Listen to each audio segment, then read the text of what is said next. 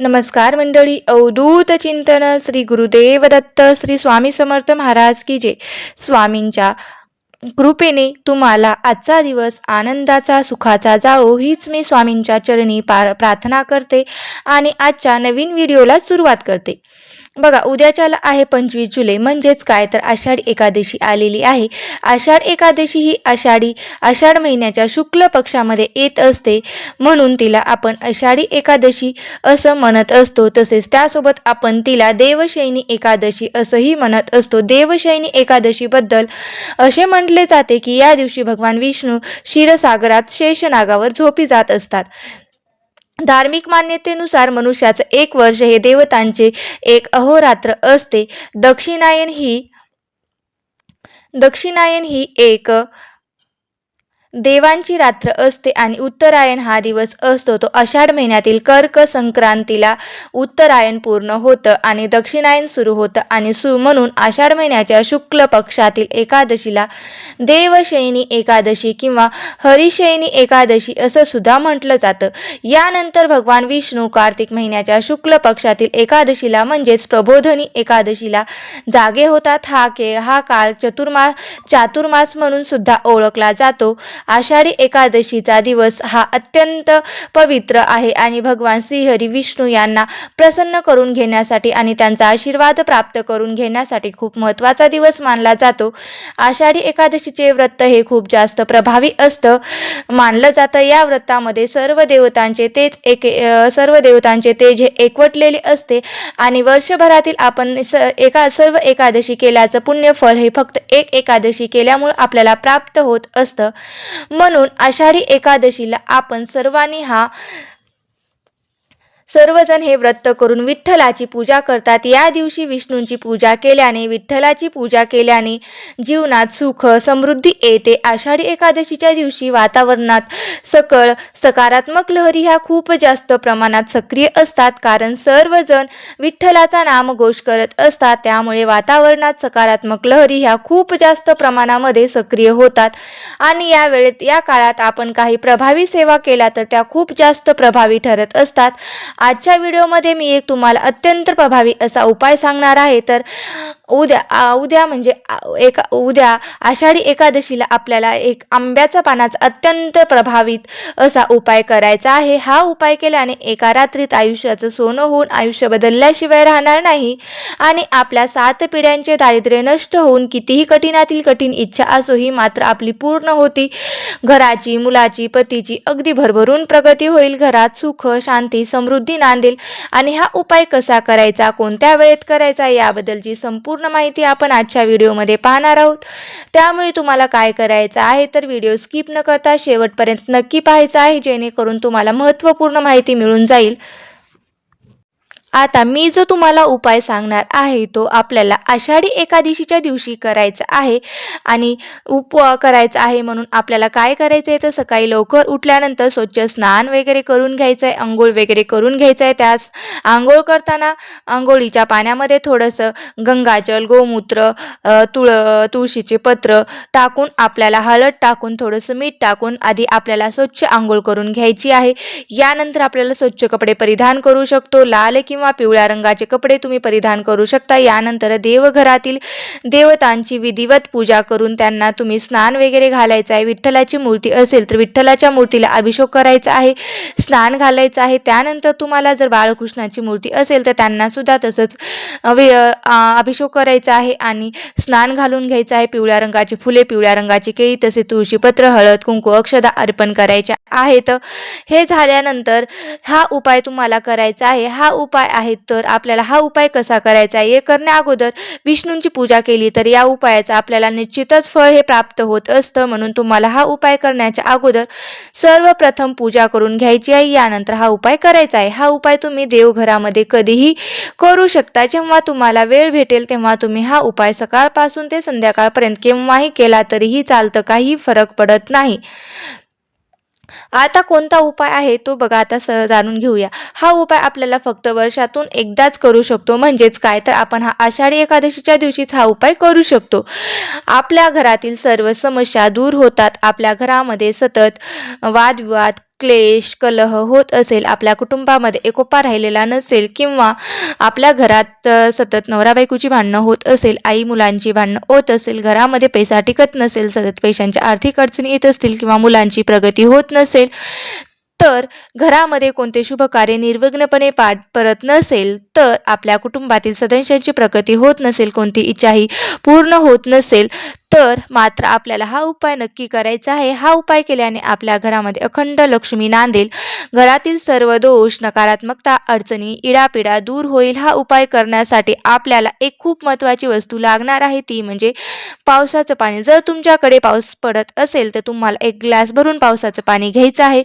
जर तुमच्याकडे पावसाचं पाणी नसेल तर तुम्ही अशावेळी तुम्हाला 2 ते 3 चमचे गंगाजल टाकून आपल्या घरातील पवित्र पाणी घ्यायचं आणि गंगेचं पवित्र पाणी असेल तर तुम्ही तेही घेऊ शकता. गंगाजलची बॉटल घेऊन ते सुद्धा तुम्ही घेतलं तरीही चालतं. यानंतर एक मातीची पंती सुद्धा तुम्हाला लागेल. मातीची पंती घ्यायची आहे, त्यामध्ये दुहेरी कापसाची वात लावायची आहे, शुद्ध गाईचं तूप घालायचं आहे. तूप नसेल तर तुम्ही तेल घातलं तरीही चालतं. यानंतर त्या दिव्यामध्ये चिमूटभर हळद टाकायची आहे. अगदी 2 अगरबत्त्या घ्यायच्या आहेत. दिवा, अगरबत्ती, ते पावसाचं पाणी किंवा गंगाजल घेतलेलं सोबत घ्यायचं आहे. आंब्याच्या झाडापाशी आता सर्वांच्याच घरी जवळपास हे आंब्याचं झाड बघायला मिळतं. आंब्याचं झाड हे किती पवित्र आहे तुम्हा सर्वांनाच माहीत आहे. आता सांगायची गरज नाही, कारण आंब्याची पान हे आपण पूजेमध्ये वापरत असतो. जर आंब्याची ढाळे आपण पूजेमध्ये वापरत नसेल तर ती पूजा ही अपूर्ण मानली जाते. म्हणून कोणत्याही शुभ कार्यासाठी आंब्याच्या पानाचा उपयोग हा अवश्य केला जातो. आंब्याच्या मुळापासून पानापर्यंत सर्व वस्तू ज्या पूजेमध्ये वापरल्या जात असतात आणि त्या आंब्याच्या झाडामध्ये साक्षात देवी देवतांचा वास असतो. आषाढी एकादशीच्या दिवशी या झाडाची पूजा केल्याने आपल्या इच्छा, मनोकामना ह्या पूर्ण होतात. आपली रखडलेली कामे सुद्धा पूर्ण होतात. म्हणून आपल्याला काय करायचं आहे तर आंब्याच्या वृक्षापाशी गेल्यानंतर सर्वप्रथम तिथे आपल्याला एक दिवा प्रज्वलित करायचा आहे. प्रज्वलित केल्यानंतर आपल्याला हे जल आहे, ते म्हणजे पावसाचं जल आहे ना, ते आपल्याला त्या झाडाच्या मुळाला अर्पण करायचं आहे किंवा गंगाजल तुम्ही घेतलेलं असेल तर ते सुद्धा तुम्ही अर्पण करायचं आहे. यानंतर 2 अगरबत्ती तेथे लावायच्या आहेत. थोडंसं हळद कुंकू त्या झाडाच्या मुळाशी अर्पण करायचं आहे. यानंतर झाडाला प्रदक्षिणा घालायच्या आहेत.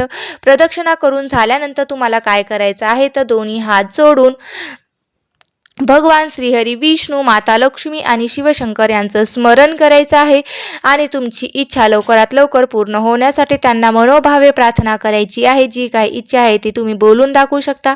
हा उपाय करायचा आहे.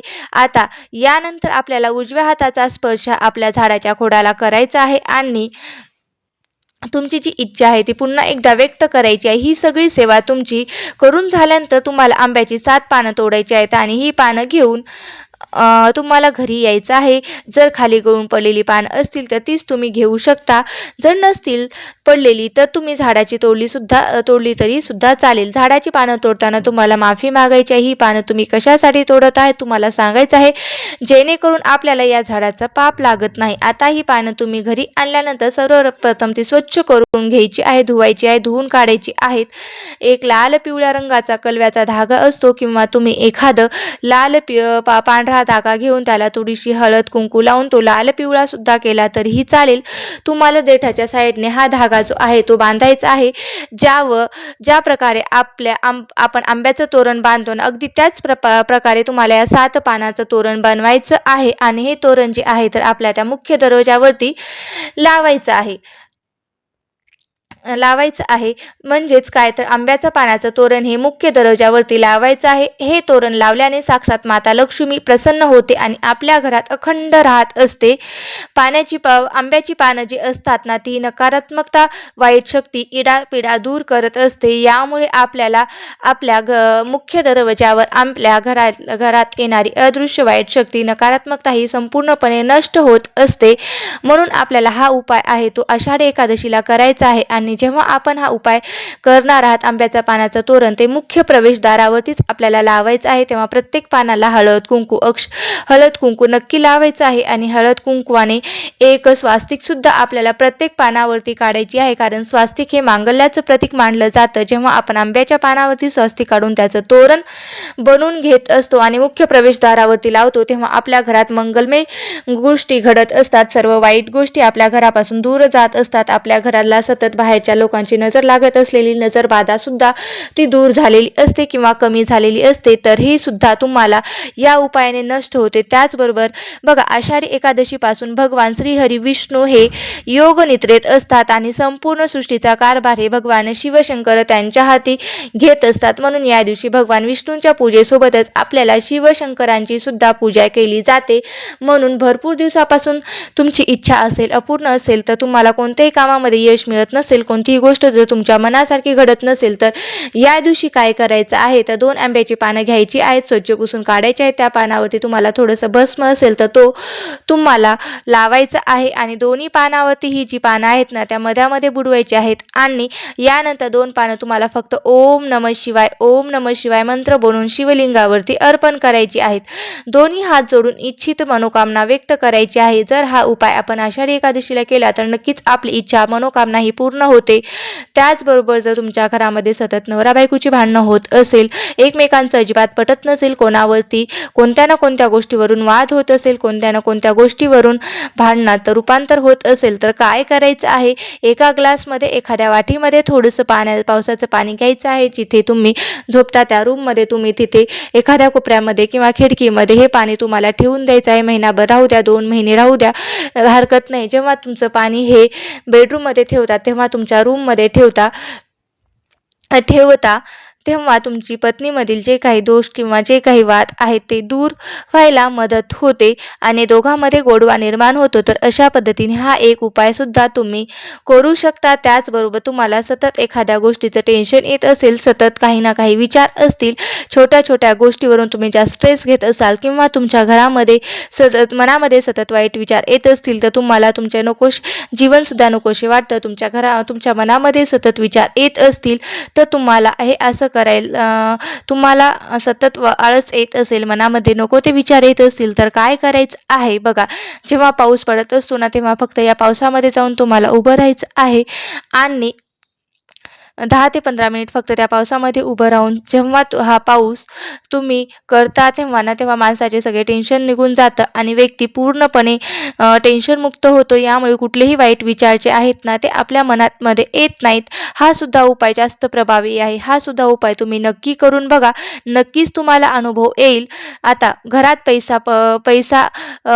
तसं घरामध्ये पैसा असतो पण तो टिकत नसेल, तर पैशामध्ये सतत अडचणी येत असतील, आषाढी एकादशीच्या तुम्हाला पावसाचं पाणी आहे ते घ्यायचं आहे, आंब्याचं पान घ्यायचं आहे आणि आंब्याच्या पानाने ते पावसाचं पाणी जे आहे ते आपल्या घरामध्ये शिंपडायचे आहे. आपल्या कुटुंबातील जी व्यक्ती आहे ना, त्यांच्यावर शिंपडायचं आहे किंवा थोडंसं पावसाचं जे अंघोळीचं पाण्यामध्ये सुद्धा या घरातील अंघोळीच्या पाण्यामध्ये सुद्धा तुम्ही पावसाचं पाणी सुद्धा टाकायचं आहे. यामुळे घरातील अलक्ष्मी बाहेर जाते आणि घरात लक्ष्मीचा प्रवेश होतो आणि तसेच व्यक्तीच्या अंगावरती हे पाणी शिंपडल्याने व्यक्तीच्या मनातील कुंडलीतील दोष सुद्धा दूर होतात. हे तर काही खास प्रभावी उपाय मला तुमच्या सोबत शेअर करायचे होते.